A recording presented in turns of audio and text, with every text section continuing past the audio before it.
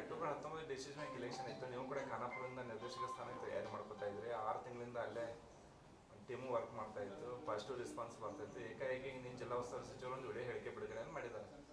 ಅದ್ರ ಬಗ್ಗೆ ಪ್ರತಿಕ್ರಿಯೆ ನೋಡ್ರಿ, ಕಳೆದ 4-5 ತಿಂಗಳಿಂದ ನಾವು ಆ್ಯಕ್ಟಿವ್ ಆಗಿ ಖಾನಾಪುರ ತಾಲೂಕಿನಲ್ಲಿ DCC ಬ್ಯಾಂಕ್ ಚುನಾವಣೆ ನಿಮಿತ್ತ ಪ್ರಯತ್ನ ಮಾಡ್ತಾ ಇದ್ವಿ. ಅದು ಸತ್ಯ.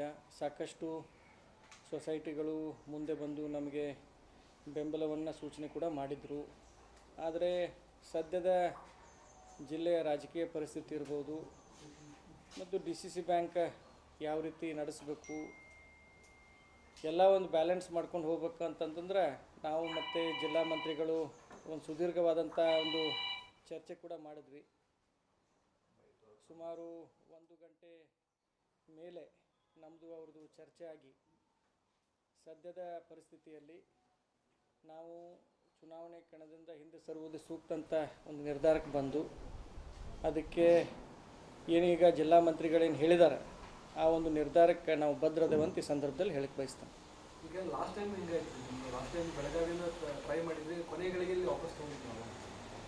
DCC ಬ್ಯಾಂಕ್ ಹೋಗೋ ಟೈಮ್ ಕೂಡಿ ಬಂದಿಲ್ಲ. ಹಂಗೆ ಹೇಳಕ್ಕೆ ಬರೋದಿಲ್ಲ ರೀ. ನಮಗಿನ್ನೂ ವಯಸ್ಸು ಭಾಳ ಸಣ್ಣದೈತಿ. ಅವಕಾಶಗಳು ಸಾಕಷ್ಟು ಬರ್ತಾವೆ. ಆದರೆ ಕೆಲವೊಂದು ಸಂದರ್ಭದಲ್ಲಿ ಹಿರಿಯರು ಹೇಳಿದ ಮಾತನ್ನು ಕೇಳಬೇಕಾಕತಿ. ಅದನ್ನು ಕೇಳಿದಾಗ ನಮಗೆ ಅವಕಾಶಗಳು ಬರ್ತಾವೆ. ಮತ್ತು ಜಿಲ್ಲಾ ಸಹಕಾರಿ ಬ್ಯಾಂಕು ರೈತರಿಗಾಗಿರುವಂಥ ಬ್ಯಾಂಕು. ನಮ್ಮ ಒಂದು ಸಹಕಾರ ಸಪೋರ್ಟು ಅದಕ್ಕೆ ಯಾವತ್ತೂ ಇರ್ತೈತಿ.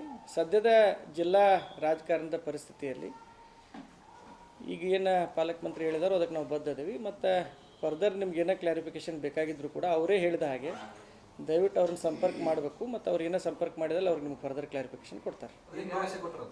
ಈಗ ರಾಜ್ಯ ಕಳೆದ 1 ತಿಂಗಳಿನ ಮಾತುಕತೆ ಆಗಿತ್ತು. ಏನು ರಾಜ್ಯ ಸೂತ್ರ ಏನಂತ? ಈಗ ಸದ್ಯಕ್ಕೆ ರಾಜ್ಯ ಸೂತ್ರ ಅನ್ನೋದಕ್ಕಿಂತ ಸದ್ಯದ ಪರಿಸ್ಥಿತಿಯನ್ನು ಏನು ಸೂಕ್ತ ಐತಿ ಆ ನಿರ್ಧಾರ ತೊಗೊಂಡಿದ್ದೀವಿ. ಮುಂಬರುವಂಥ ದಿನದಲ್ಲಿ ಅವರು ಯಾವ ರೀತಿ ಮಾರ್ಗದರ್ಶನ ಕೊಡ್ತಾರೆ ಆ ರೀತಿ ನಾವು ನಡೀಲಿಕ್ಕೆ ಸಿದ್ಧದೀವಿ. ಮತ್ತು ಇನ್ನೂ ಸಾಕಷ್ಟು ಅವಕಾಶಗಳು ಇರತ್ತವೆ. ಅಂಥ ಸಂದರ್ಭದಲ್ಲಿ ಅವರು ನಮ್ಮ ಜೊತೆ ನಿಂದಿರ್ತಾರಂತ ನಮಗೆ ಭರವಸೆ ಐತಿ. ಅವರೇ ಸೂಚನೆ ಕೊಟ್ಟಿದ್ರು ಅಂತ ರಾಜಕೀಯ ಇಲ್ಲ, ಯಾವುದೇ ಚರ್ಚೆ ಆದರೂ ಕೂಡ ಸದ್ಯದ ಪರಿಸ್ಥಿತಿಯಲ್ಲಿ ಯಾವ ನಿರ್ಧಾರ ತೊಗೊಂಡ್ರೆ ಸೂಕ್ತ ಅಂತ ಇರ್ತತ್ತಲ್ಲ ಆ ನಿರ್ಧಾರ ತೊಗೊಳ್ಬೇಕಾಗತ್ತೆ.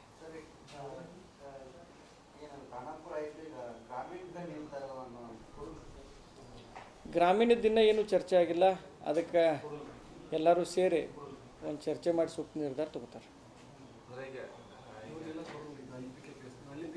ಹೌದೌದು, ನಮ್ದಲ್ಲೇ